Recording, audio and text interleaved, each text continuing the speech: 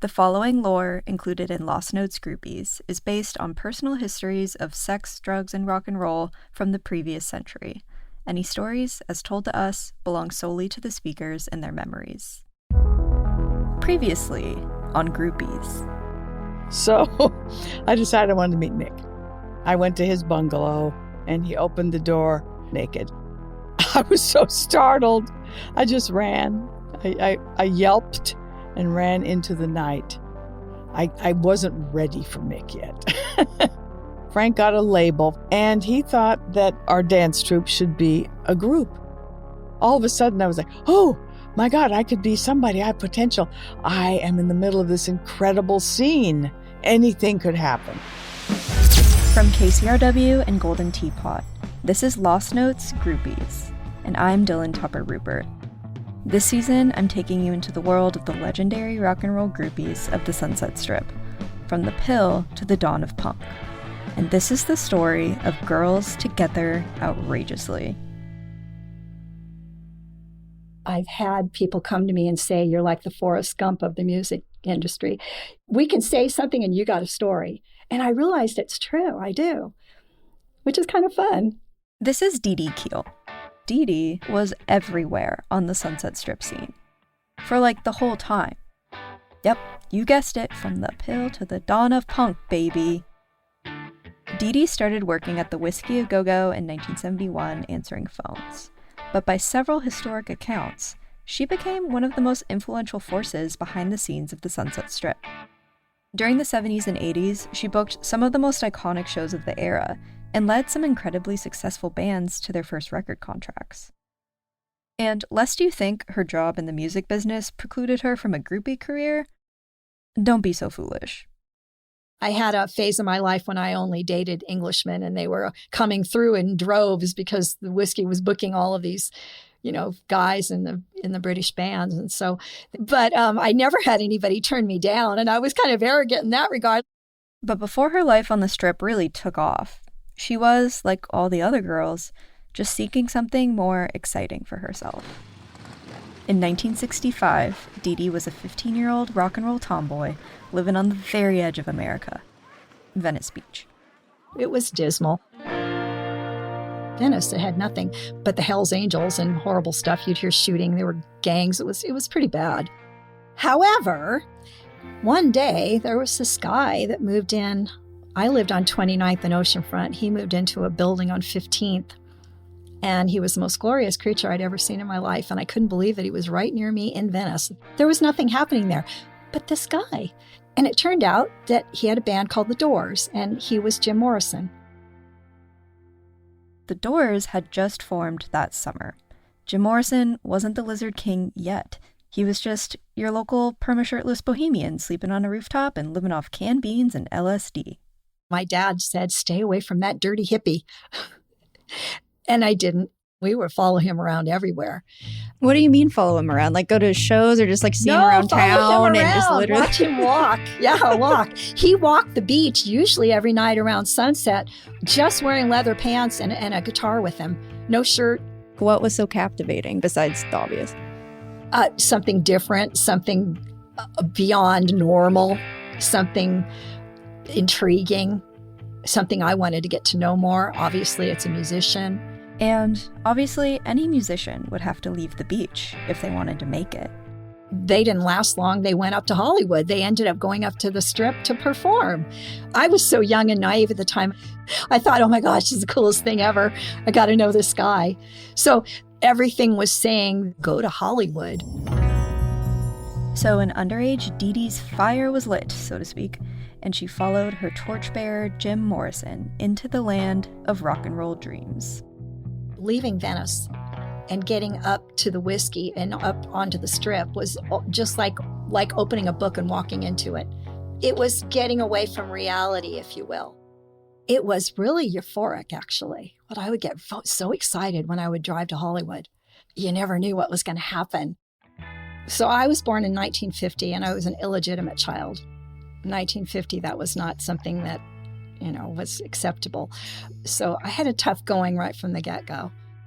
Dee Dee's childhood in Venice Beach was a little rocky. Dee Dee was the product of her mother's extramarital affair, and her half-siblings didn't really accept her. When she was 12, her mom married her biological father, who supported her interest in music, at least by giving her rides to shows she wanted to go to. It was around that time that Dee Dee started to figure out, if not who she was, then at least who she wasn't going to be. I didn't want to do what my stepsisters were doing, which was follow the script. Well, guess what? I didn't have to follow the script because I was the illegitimate child. I wasn't expected to do anything spectacular. I wasn't on the same course. They were told they were going to go to high school, go to college, be Woman of the Year, get married. They had their whole life planned out, and I ended up being the one that Dad would say, I'll take you to Hollywood, go do whatever you want to do. So Dee Dee's dad would drop her off on the Strip to let her do her thing with her friends. She was into all the obvious British invasion groups, the Beatles, the Stones. But there is one band over whom she just fully lost her absolute mind.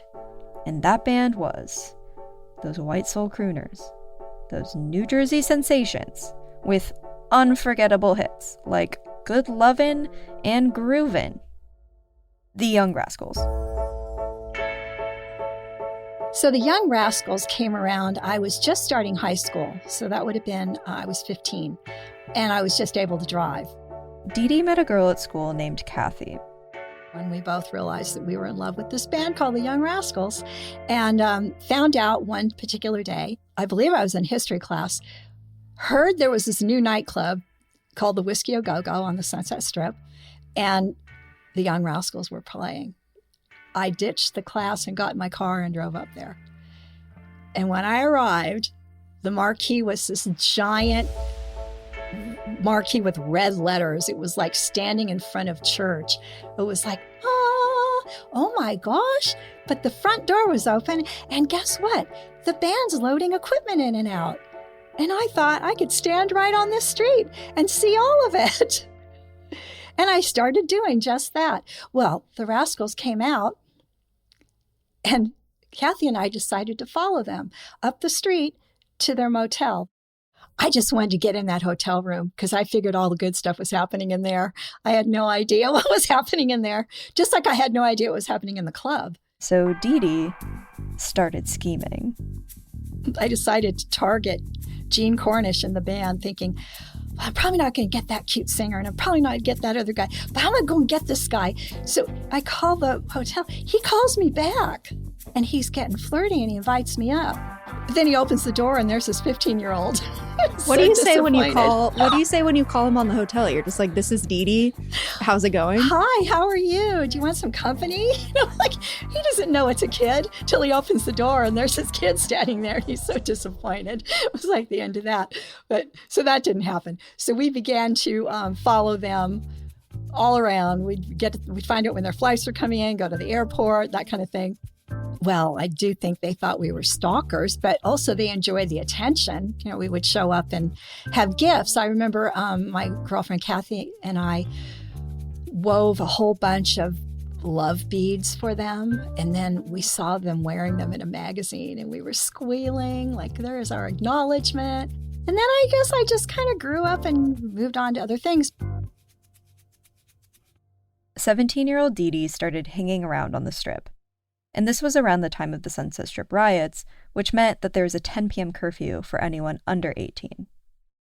What was a night in the life? Were you just on the streets, hanging out, loitering? Like, what were you actually up to with your friends? That was it. Out on the streets loitering until 10 o'clock, because then they would come with big buses and take you away for curfew. Where would they take you? Downtown LA, and your parents had to pick you up. It was bad. I used to hang out. Isn't that worse, going to downtown than Hollywood? Yes. I never got caught. I would hide under cars, but it got to where my mom and dad would drive me up there. They would drive me up there. They would sit on Sunset Strip at Will Wright's ice cream parlor, have an ice cream while I would gallivant up and down the Strip. They were very good about those things. But yeah, I would just be able to hang out until 10 o'clock. My dad would drop me off, and then he'd come around just before 10, and I'd jump back in the car. But, you know, come 18, it was a different story. Mm-hmm. When 1969 finally arrived, Dee Dee was 18, leggy, and legal. And eventually, Jim Morrison wasn't the only magical creature she'd find prowling the streets. And then one day I saw this glorious other creature walking the strip, and it was Pamela Des Barres. There she is with this troupe of crazy-looking characters, prancing and dancing and flirting and carrying on. And I thought, oh, I wonder what that's about. I only knew who she was because somebody pointed out, and I see this, woman walking around with such purpose and such flair. Miss Pamela landed on the strip around the same time as Dee Dee in the mid-60s, but Pamela was welcomed almost immediately into the inside. She had the instant stamp of approval from the scene's hippest people. Pamela had a reputation, an image. She was a local celebrity. Not just that, her legend was exported as murmurs of her charms began to reach the British shores of some certain English rock stars. But Dee Dee, a sneaky blonde little tomboy, more schoolgirl than scene queen, she was not Miss Pamela. She really had a purpose. I didn't. I felt more of an observer. Miss Pamela was living proof that Hollywood was where a girl could go to make her rock and roll dreams come true. Or at least give it the good old, I'm not going to college try.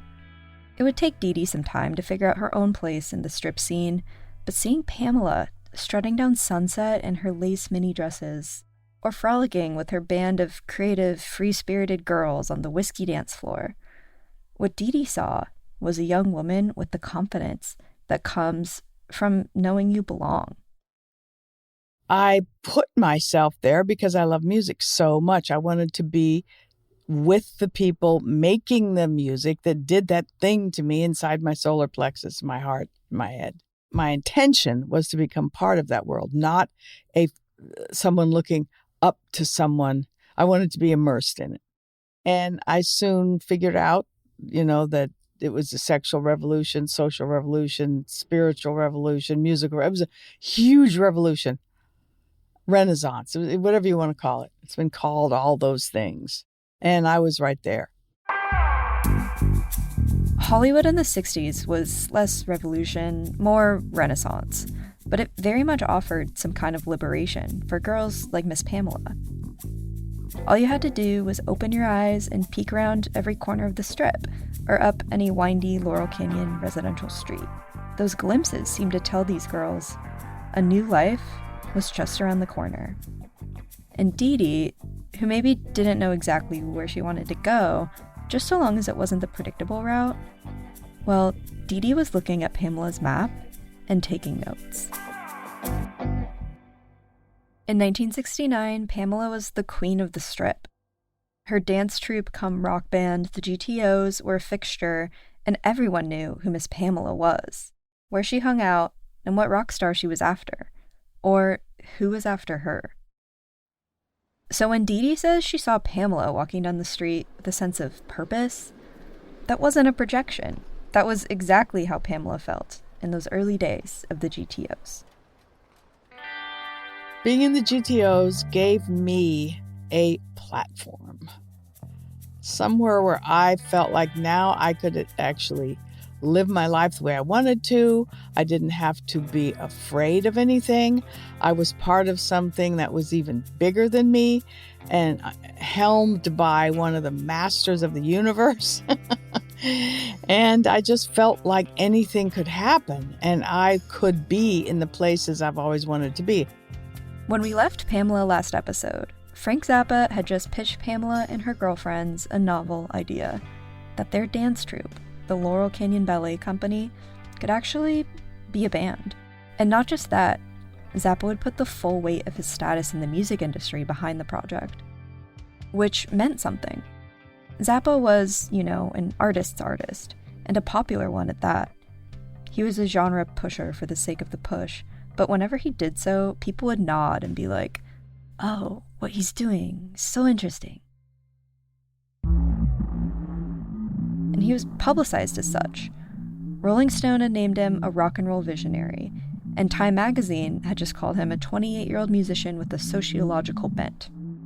And so that wacky girl gang that hung around his log cabin, the perfect example of the sociological phenomenon of groupies, well, They were the perfect new project for this cultural oracle. Zappa promised the new band that he'd set them up in his studio, pay for the sessions, and release their record on his label. He even came up with a name. I don't know where he came up with GTOs. It was just one day he said, you guys should call yourselves the GTOs, girls together, openly, outwardly, whatever. And then we all settled on outrageously. And then we were this group. Now that the GTOs were official, the girls each adopted an official title of Miss. Everyone was Miss. There was Miss Pamela, of course. Miss Christine, who was Alice Cooper's girlfriend, stylist, and the reason he got signed to Zappa's label. She was Moon Unit's nanny and lived with the Zappas at the log cabin. Miss Mercy, a spunky juvenile delinquent who'd tumbled down from the druggy San Francisco hippie scene, who later married Shuggie Otis. There's the mysterious Miss Cinderella, who married John Cale a few years later. Miss Sparky, Pamela's high school friend who was infamous for driving a classic Hudson Hornet up and down the strip. And Miss Sandra, she was in the GTOs only briefly before she got pregnant with Zappa's official artist-in-residence at the log cabin. She's even pregnant in the GTOs press photos, with a big star painted across her baby bump. Miss Lucy, an actress born in Puerto Rico who met Zappa in New York, joined a bit later. She was living in the old vault in the basement of the log cabin, so why not? While the 7 misses of the GTOs weren't all technically groupies in the sexual sense, they all were enmeshed in the scene. These were, without a doubt, the freaky rock and roll girls of Laurel Canyon. Together. Outrageously. And they had their influential champion in Frank Zappa. All they had to do next was write songs. He thought we were so unique. When Frank was happy and excited, he would just beat his knee like that, and you wanted that. And he had the ability to pull ideas and stories and feelings out of you that you didn't even know were there. He was a master at that. And he wanted to preserve it. So he asked us to write songs while he was on the road with the Mothers. The GTOs knew they were eccentric, but that was what was so momentous about them. The Zappa cosign confirmed that they were artists, not just wannabe pop stars or girly singers. In this way, they were breaking new ground with their very existence. There really wasn't exactly anything like the GTOs before. There had been girl groups, singer-songwriters, folk artists, even a small handful of female rock bands who'd struggled to break through. But a band that was sanctified by the godfather of freak rock himself, they had the potential to be a sensation. There was a group called Fanny, who I just a plain regular rock group, wore jeans or whatever. Good, God bless them. They were doing it before anyone else. But we had a certain look and a certain vibe. We were really like the Alice Cooper band, only we were girls. Mm-hmm. None of us could really sing, but that didn't matter to Frank. He just wanted our stories told, and he wanted to save the moment of these girls. And so we wrote songs about our lives. Every song is about something that happened in our lives. We wrote about our gym teachers, guys we saw on the strip. We all hoped we were going to be a really big girl group. The GTOs were a dream come true for Miss Pamela. They weren't just a clique, they were a group. As much as their formation was a pretty logical and convenient extension of these girls hanging out at the Zappas' home all the time, they were a scene unto themselves. But it wasn't just the GTOs around. The whole vibe at the log cabin was a constant stream of colorful characters and creative chaos. But not all of the chaos was all that groovy. In 1968, someone going by the name Raven showed up at the Zappas' doorstep, said, "I have a present for you," handed Frank a bag of blood, and pointed a gun at his own chest. And in 1969, while the Manson family murders shocked the whole town, Gail felt, given the curdling druggy vibes of the canyon, something dark and dangerous seemed inevitable. As Gail explained it, if you were surprised by the Manson murders, you were not connected to what was going on in the canyon. Those people were dangerous. If you took drugs and dampened your perception, then that's why you didn't notice. But for those of us who were drug-free, oh, we noticed. So Gail was already over it.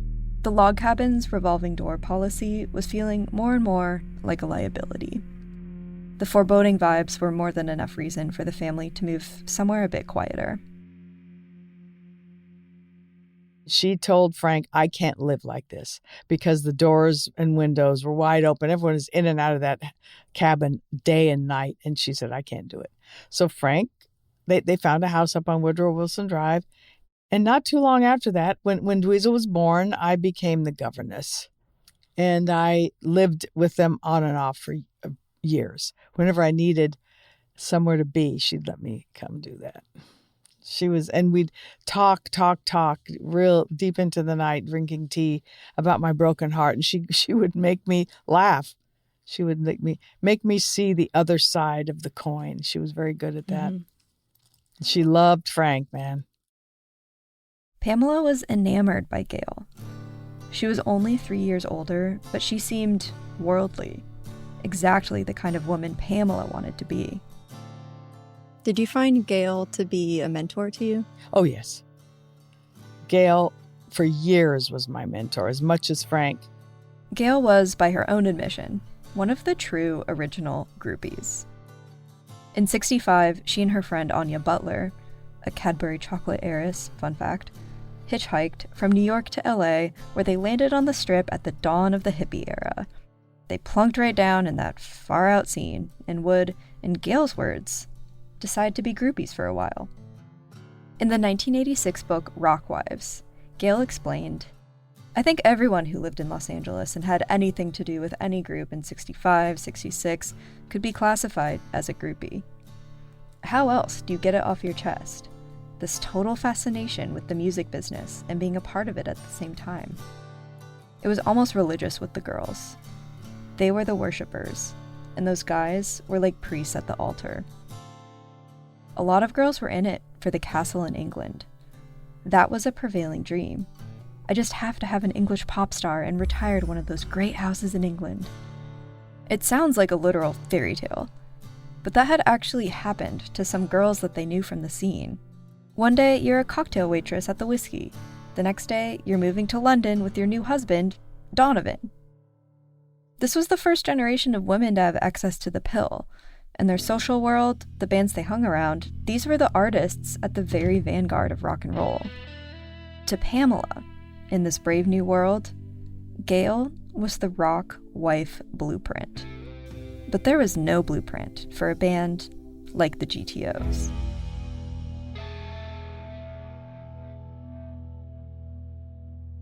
Before the Zappas left the log cabin, when Frank was on tour, he gave the girls free rein of his home studio.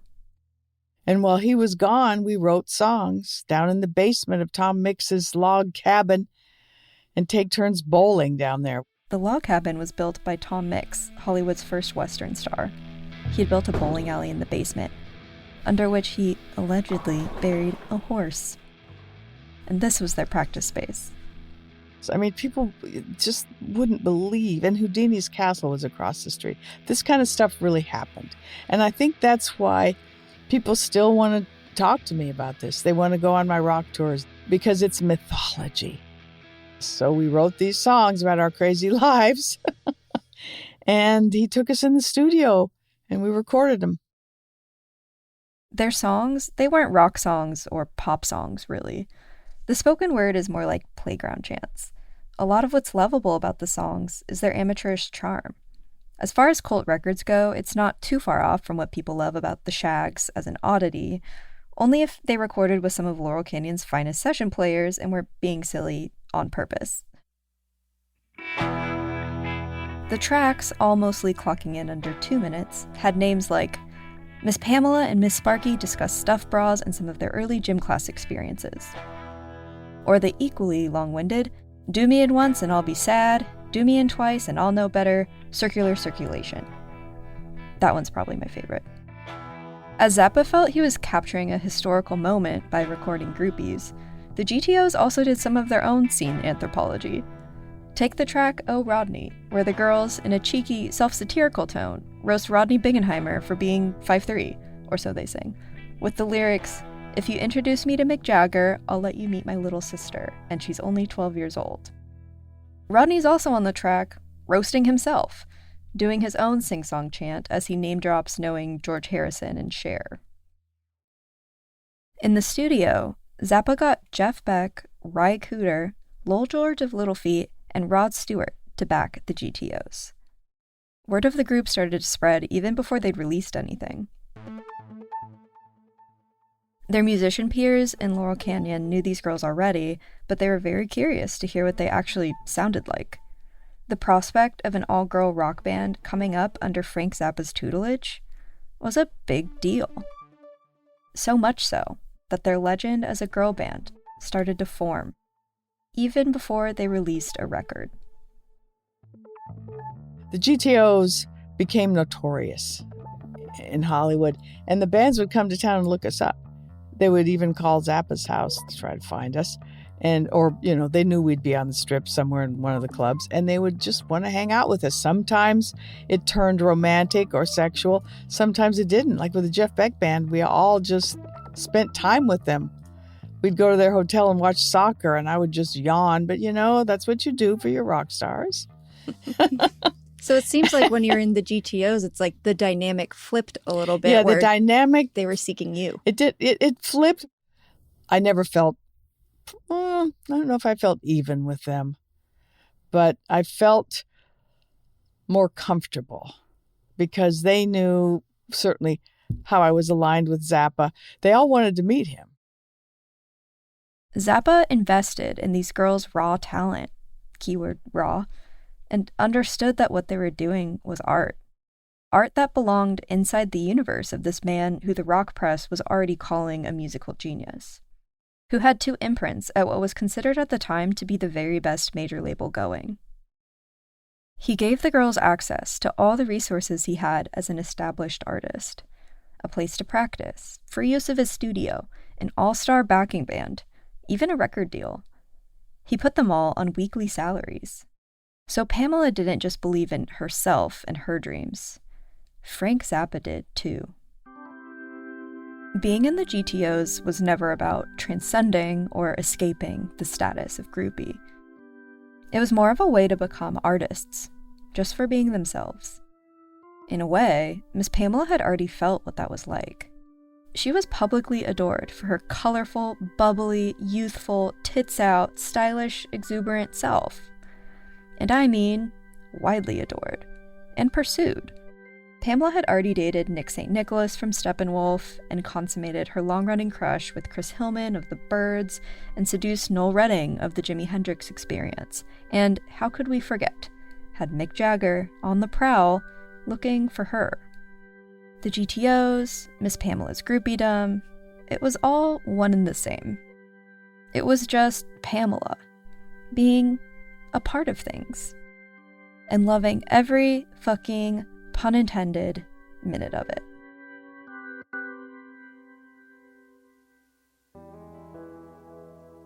In February 1969, Time magazine ran a hot feature on this burgeoning new phenomenon in the rock and roll world titled Manners and Morals, The Groupies. It was an expose of the wild lifestyle of rock and roll groupies and, whether or not they had any manners or morals, I guess. They interviewed Zappa for it, and he defines a groupie as a girl who goes to bed with members of rock and roll bands. This feature may seem novel enough, but earlier that February, Rolling Stone had already one-upped them and published an entire issue, a special report, with dozens of portraits and profiles of groupies in full groupie finery. Or sometimes half groupie finery, just depending on if they were topless or not. Rolling Stone's editor-in-chief, Jan Wenner, who knew he had a blockbuster on his hands, even ran a full-page ad in the New York Times about having this inside scoop on groupies over straight old Time magazine. It was like all of a sudden, at the dawn of 1969, groupies were a phenomenon everyone just wanted to understand. The photographer Baron Woolman had originally pitched the story to Rolling Stone. He had noticed groupies backstage at the Fillmore and said, "These were not just chicks coming to hang. They were back there strutting their stuff." This was something new, because these were obviously not just girls in jeans looking for guys to take home. I discovered what I believed to be a subculture of chic, and I thought it merited a story. This issue has features and full-page photo spreads of over 30 total women. Some of them were Sally Mann Romano, the house mother for Jefferson Airplane; Jeannie the Tailor, 24-year-old fashion designer, stylist, and Tiger Beat columnist who owned a boutique above the whiskey; Henry Napier, Rolling Stone's first receptionist; Emeretta Marks, an original cast member of Hair who later sang on the Rolling Stones' Gimme Shelter. And on the cover was Karen Selton-Rich, who was the talent buyer at iconic San Francisco club The Matrix, a birthplace of psych and acid rock.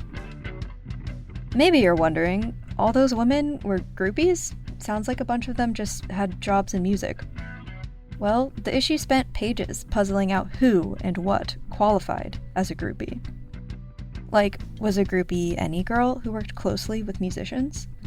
Did girlfriends or wives count? Could a man be a groupie? What about Rodney Bingenheimer? Were all girl musicians, by default, also groupies too? What happens when they date musicians?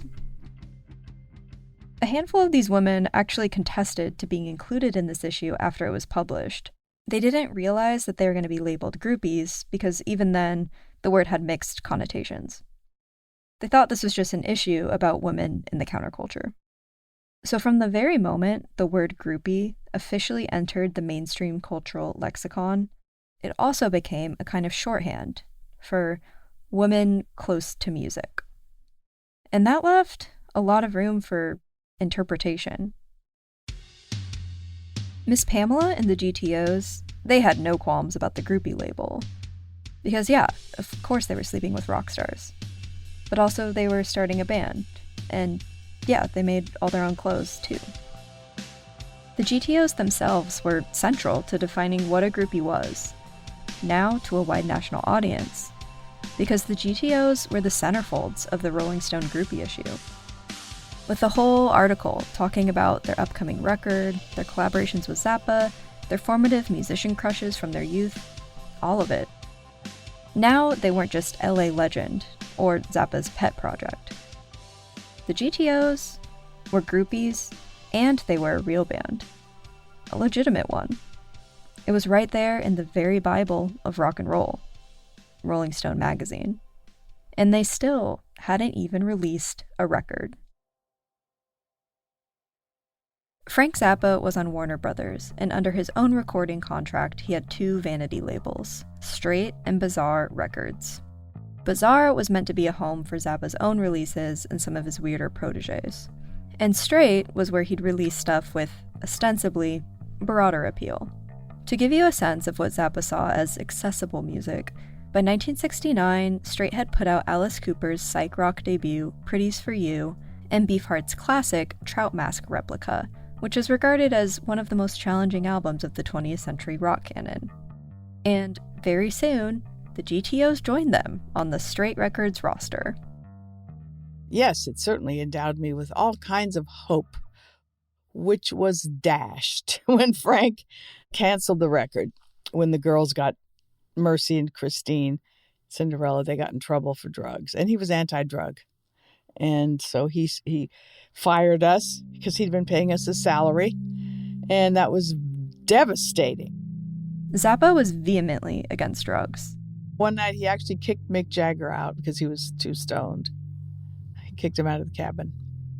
Pamela knew her bandmates were dabbling with heroin, but she kept that secret. Some of the GTOs had used their $35 a week salary from Zappa to move into the Landmark Motor Hotel in Hollywood. It was an infamous party hotel where, a year later, Janis Joplin would die from a heroin overdose. So one day, there was a big drug bust at the Landmark, and Mercy, Christine, and Cinderella were caught with drugs. Zappa was furious and cut all of them off. All of the GTOs, even the ones who weren't there. He dropped them from his label, he stopped paying their salaries. Suddenly, Pamela's band, her income, her ticket to the big time just vanished. We decided to try to carry on without Frank, and that didn't work out. Miss Christine started dating Bob Dylan's manager, and we were going to go on the road at some point with Todd Rundgren's band Runt. And, I still had hopes. Alice Cooper had dated Miss Christine, and even to this day cites the GTOs as one of his biggest influences. Once in an interview, he described the world of the GTOs as a fantasy land. He said, they never talked about anything serious. You could never really say to Christine, so where are you really from? Or what do you think about this or that? That wasn't part of it. The GTOs had been on the precipice. They were supposed to become something. Without Zappa to give the GTOs shape and resources and direction, that fantasy land soon felt unsustainable for Pamela, which had her wondering, how do you go back to just being with the band after you are the band? So Pamela did what any good protagonist at an existential crossroad does. She hit the road.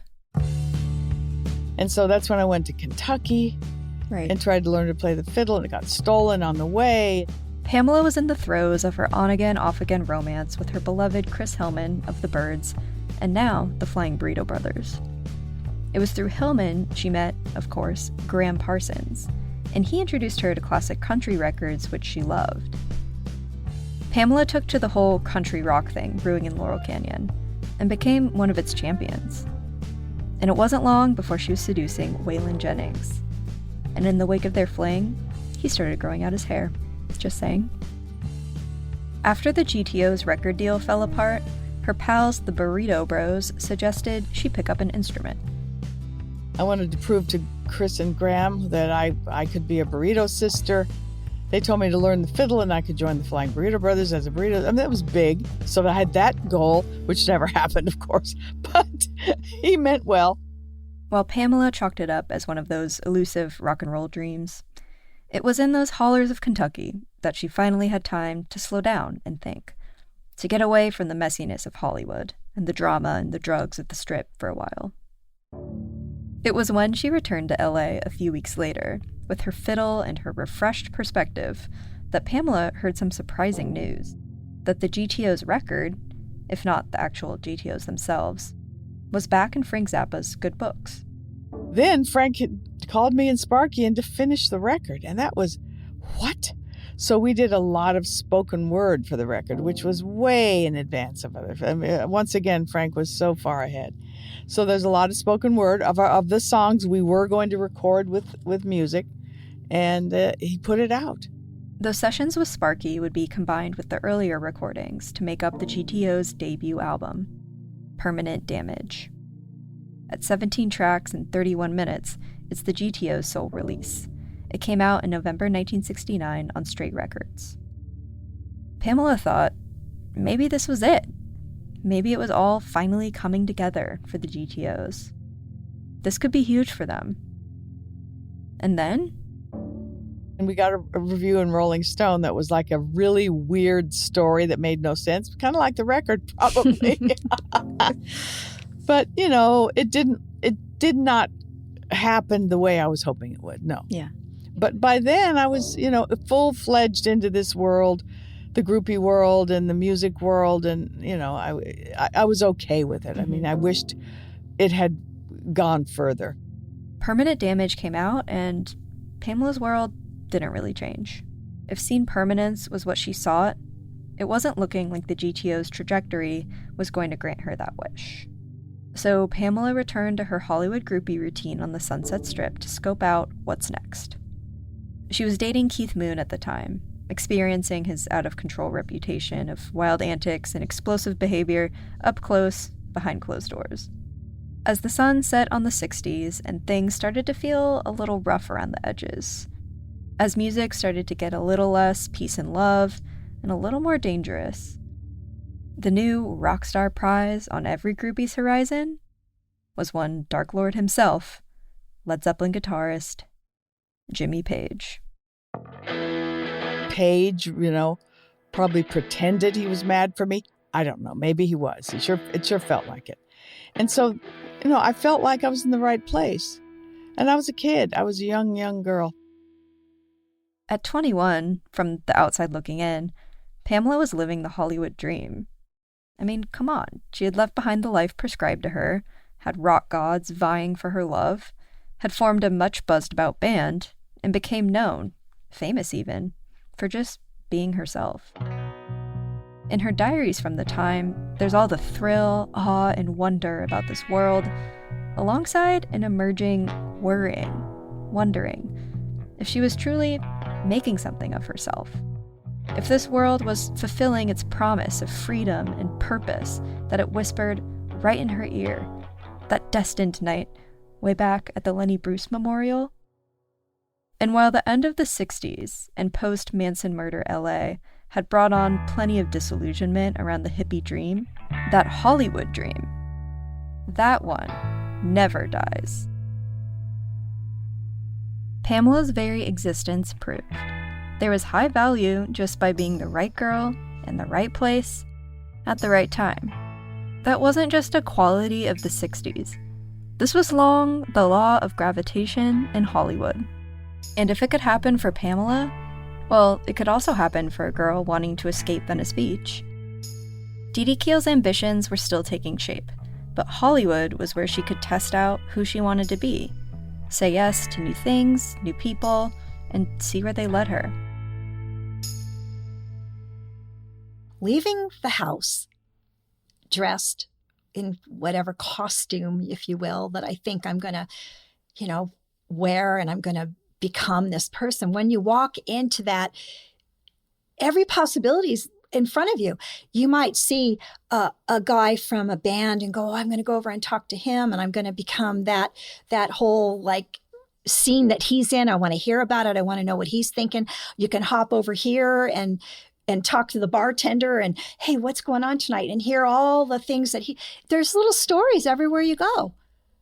And you can become part of those stories, just walking around.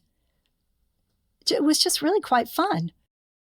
I started hanging out more genuinely when I was 18, out in front of the whiskey, which is how I ended up getting noticed by the owner, Elmer Valentine. And I come to find out, there were a lot of the same people. You would see the same people hanging out all the time. Well, I show up and I'm something new. And so right away, he zeroed in on me. And I realized at that time that it wasn't going to be just a hello. He had an eye for me. And he eventually said, how would you like to answer phones for me for a couple of weeks? And that was how Dee Dee's career as one of the most influential women behind the Sunset Strip scene in the 70s and 80s began. Well, not immediately. First, she had to audition for the job on a trip to San Francisco. But that's for next time on Lost Notes. Amber had a scheme to put a bow on me like a gift, which was weird, but yeah, I would do it to go to the party. We meet the girls behind the scenes of the 1970s who teach us what it means to have a true Hollywood encounter. I'm in the whiskey and I feel somebody breathing on my neck and I turn over and it's Jeff Beck. He came for me and I thought, man, I've really done it now. I've really done it now. I got the formula. From KCRW and Golden Teapot, this is Lost Notes Groupies, Women of the Sunset Strip from the Pill to Punk. This season was created, written, and executive produced by Jessica Hopper and me, your host, Dylan Tupper Rupert. Executive producers from KCRW are Gina Delvac and Arnie Seipel. The executive producer for Golden Teapot is Lauren Redding. Our senior producer is Michael Catano. Our supervising producer is Alexandra Nelson. Our research producer is Jessica Calvanico. Sound design and mix is by Michael Hardman. Score and original music is from Carmen L. Special thanks to Natalie Hill, Megan Ellingbo, and Jennifer Farrow.